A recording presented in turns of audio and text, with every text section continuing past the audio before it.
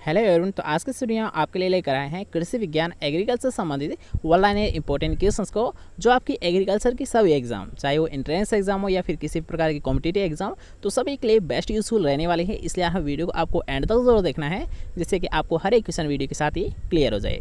ठीक है, तो वीडियो को स्टार्ट करने से पहले चैनल को लीजिए सब्सक्राइब और पास के बेल आइकन दबाना बिल्कुल भी मत भूलना, जिससे कि आपको हर एक वीडियो नोटिफिकेशन साथ साथ मिलती रहे। ठीक है, तो चलिए आज की वीडियो को स्टार्ट करते हैं। आज कुछ नया सीख लेते हैं।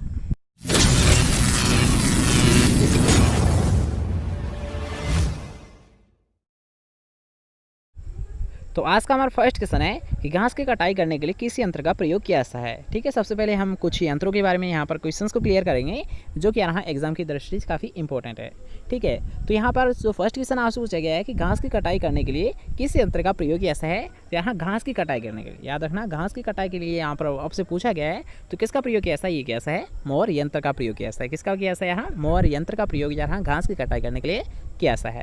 ठीक है, नेक्स्ट क्वेश्चन आपसे पूछा गया है कि बीज बोने के लिए सर्वोत्तम यंत्र कौन सा होता है। अर्थात यहाँ पर आपसे पूछा गया है जो सबसे बेस्ट इंप्लीमेंट होता है सोविंग करने के लिए, तो वो कौन सा होता है। तो वो कौन सा होता है, यहाँ सीड ड्रिल मशीन होती है। कौन सी होती है, सीड ड्रिल मशीन होती है। अब क्यों होती है, याद रखना कि ये सीड ड्रिल मशीन तो होती है सबसे बेस्ट, लेकिन क्यों होती है, इसका रीज़न क्या होता है, उसके बारे में यहाँ पर आप नेक्स्ट पॉइंट देख सकते हो कि सीड ड्रिल द्वारा यहाँ खाद और बीज दोनों को एक साथ प्रयोग किया जा सकता है। याद रखिएगा कि बीज बोने की सर्वोत्तम जो यंत्र होता है वो कौन सा होता है, सीड ड्रिल मशीन होती है। अब क्यों होता है, इसका रीज़न है, फर्स्ट जो रीज़न है यहाँ सीड ड्रिल द्वारा खाद और बीज दोनों का एक साथ प्रयोग किया जा सकता है।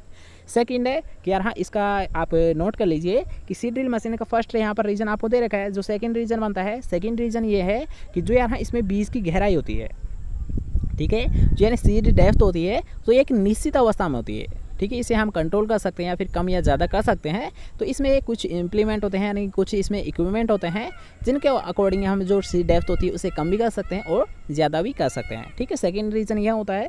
और अगर बात करें जो थर्ड रीजन होता है, तो जो थर्ड रीजन है यहाँ इसमें जो स्पेसिंग रखी जाती है, ठीक है, यहाँ सीड के मध्य या फिर प्लांट के मध्य जो डिस्टेंस रखी जाती है तो उसे भी हम मेंटेन कर सकते हैं। ठीक है यार, हाँ तीनों पॉइंट आपको समझ आ गए कि सीड ड्रिल मशीन सबसे बेस्ट होती है, लेकिन क्यों होती है। फर्स्ट रीज़न यहाँ पर दे रखा है कि खाद और बीज दोनों का एक साथ हम प्रयोग कर सकते हैं।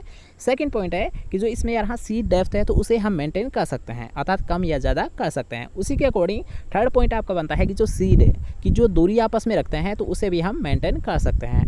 ठीक है, तो तीनों पॉइंट याद रहेंगे, सबसे बेस्ट क्यों है। ओके, तो ये पॉइंट क्लियर होता है। नेक्स्ट क्वेश्चन की ओर बढ़ते हैं कि बड़े आकार के बीज बोने के लिए किस यंत्र का प्रयोग किया जाता है।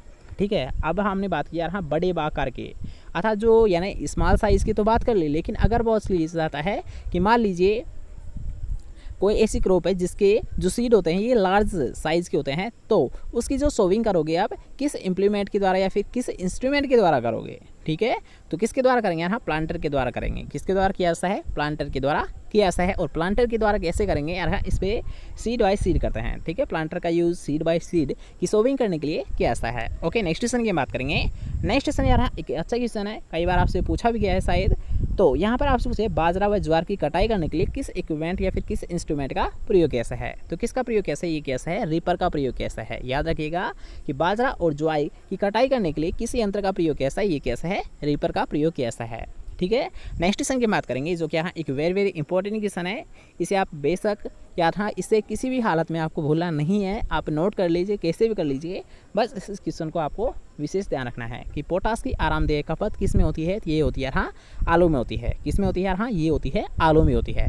अब यार हाँ आरामदेह खपत, तो इसका जो इंग्लिश वर्ड होता है तो इसे भी आपको जरूर याद रखना है, क्योंकि यार हाँ इस जो इंग्लिश वर्ड है तो इस वर्ड से भी आपको एग्जाम में एक क्वेश्चन पूछा जा सकता है। तो इसका जो इंग्लिश वर्ड होता है ये होता है लग्जरी कंजप्शन होता है। क्या होता है, लग्जरी कंजप्शन होता है। ठीक है, याद रखिएगा कि आरामदेह खपत जिसका इंग्लिश वर्ड क्या होता है, लग्जरी कंजप्शन। अर्थात ऐसे भी आपसे क्वेश्चन पूछा जा सकता है कि जो लग्जरी कंजप्शन होती है तो लग्जरी कंजप्शन ये किस फसल से संबंधित है। तो ये होती है हाँ आलू से संबंधित होती है। किससे होती है, लग्जरी कंजप्शन का संबंध ये होता है आलू से या फिर पोटैटो से संबंध होता है। ठीक है, क्वेश्चन क्लियर होता है।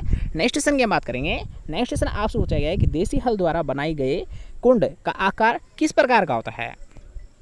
अब यह याद रखना, यहाँ पर पूछा गया कुंड, जैसे कि मान लीजिए आप जो करते हो यार हाँ हल का प्रयोग करते हो। ठीक है, जो यानी जो गहराई बनती है तो ये गहराई का जो आकार बनता है, जो थोड़ा सा जो गड्ढा बनता है तो इसका आकार क्या होता है, यहाँ पर आपसे पूछा गया है। ठीक है, सेफ के बारे में पूछा गया है।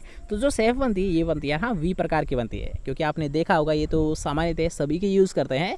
जो देसी हल होती है तो सभी को पता होगा, जो भी गाँव से बिलोंग करते हैं, सिटी वालों को भी होगा वैसे, अगर बाई चांस आपने देखा होगा तो इसमें किसी प्रकार की आपको कोई प्रॉब्लम नहीं होनी चाहिए। तो किस प्रकार का होता है यहाँ देसी हल का जो कुंड का आकार होता है तो ये होता है वी प्रकार का होता है। ठीक है, नेक्स्ट क्वेश्चन की बात करेंगे।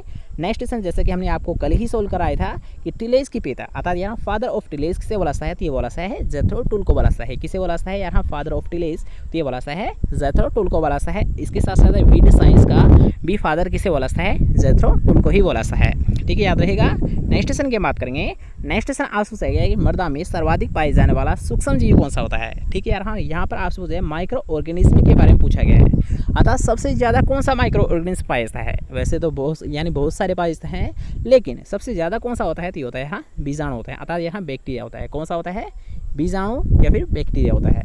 ठीक है, याद रहेगा। बैक्टीरिया नहीं यार, बीजाणु होता है, सॉरी यहाँ पर। ठीक है, सूक्ष्म जीव कौन सा होता है, बीजाणु होता है। ओके, नेक्स्ट क्वेश्चन की बात करेंगे।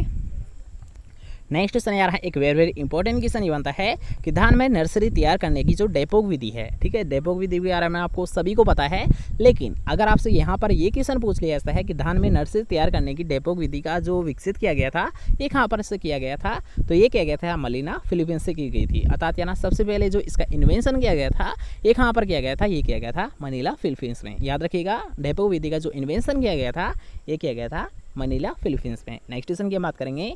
अब याद रखिएगा इन दोनों क्वेश्चंस को आपको एक साथ याद रखना है कि अगर आपसे पूछा जाता है कि सोइल फर्टिलिटी अर्थात यहाँ मृदा उर्वरता को मापा जाता है तो प्रतिशत में। याद रखिएगा, थोड़ा सा ध्यान दीजिए इस क्वेश्चन पर कि अगर बात की जाए यहाँ सोइल फर्टिलिटी के बारे में तो सोइल की फर्टिलिटी को जो मेजर किया ऐसा है ये कैसा है प्रतिशत में। लेकिन अगर बात करें सोइल प्रोडक्टिविटी के बारे में तो जो प्रोडक्टिविटी होती है यार हाँ इसे जो मेजर किया ऐसा है, कैलकुलेट किया ऐसा है, ये कैसा है रुपये प्रति हेक्टेयर या फिर उपज प्रति हेक्टेयर में। याद रखना, दोबारा से देख लीजिए, मृदा उर्वरता अर्थात सोइल फर्टिलिटी को जो कैलकुलेट किया ऐसा ये कैसा है प्रतिशत में। लेकिन अगर बात करें सोइल उत्पादकता अर्थात से यार मृदा उत्पादकता या फिर सोइल प्रोडक्टिविटी के बारे में तो सोइल प्रोडक्टिविटी को जो कैलकुलेट किया ऐसा है ये कैसा है रुपये प्रति हेक्टेयर या फिर उपज प्रति हेक्टेयर में। ठीक है, नेक्स्ट क्वेश्चन की बात करेंगे।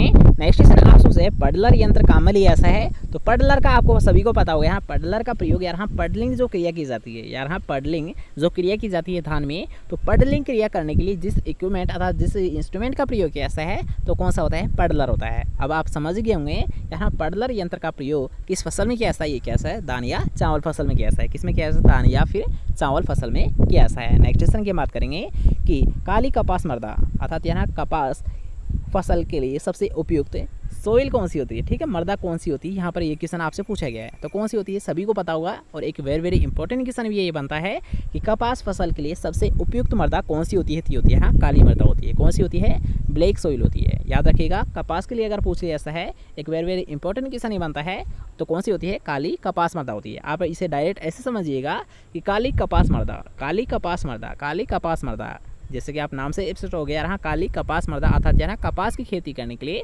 काली मृदा सबसे बेस्ट होती है। ठीक है, नेक्स्ट क्वेश्चन की बात करेंगे कि किस प्रकार की मृदा में ऊपरी सतह सूखने पर खेत में जगह जगह पर सफ़ेद चकते बन जाते हैं। इस पॉइंट को याद रखिएगा कि सफ़ेद चकते किस प्रकार की सोइल में बन जाते हैं, तो ये बन जाते हैं लवणीय मृदा पर। कौन सी ऐसी मृदा होती है जिसके यहाँ ऊपरी परत सूखने पर खेत में जगह जगह पर सफ़ेद चकते बन जाते हैं, तो कौन सी होती है, लवणीय मृदा होती है। कौन सी होती है, लवणीय मृदा होती है। नेक्स्ट क्वेश्चन की बात करेंगे।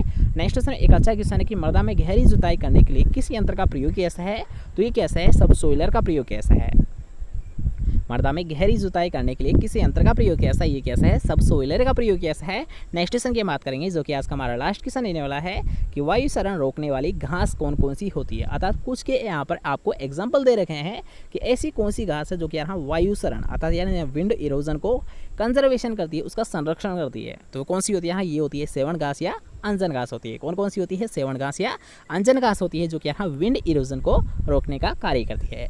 इसके साथ साथ एक और पॉइंट आप देख लीजिए, अगर सेवन घास के बारे में आपसे पूरी ऐसा है कि जो सेवन घास होती है ये राजस्थान में सबसे ज़्यादा कहाँ पर होती है, तो ये होती है हाँ जैसलमेर में। कहाँ पर होती है, हाँ ये होती है जैसलमेर में होती है। याद रखिएगा, जो सेवन घास होती है सबसे ज़्यादा कहाँ पर पाई जाती है, ये पाई जाती है जैसलमेर क्षेत्र में। ठीक है, तो आज के लिए पसंद आए, कैसा लगा आज का वीडियो कमेंट करके ज़रूर बताएं। अगर आपको वीडियो पसंद आया तो वीडियो कर देना एक लाइक, इस वीडियो का देना अपने दोस्तों के साथ शेयर, और चैनल को अभी तक सब्सक्राइब नहीं किया है चैनल को लीजिए सब्सक्राइब। मिलते हैं कोई नेक्स्ट टाइम बहुत टॉपिक से, तब तक के लिए चाहिए, बाय, टेक केयर।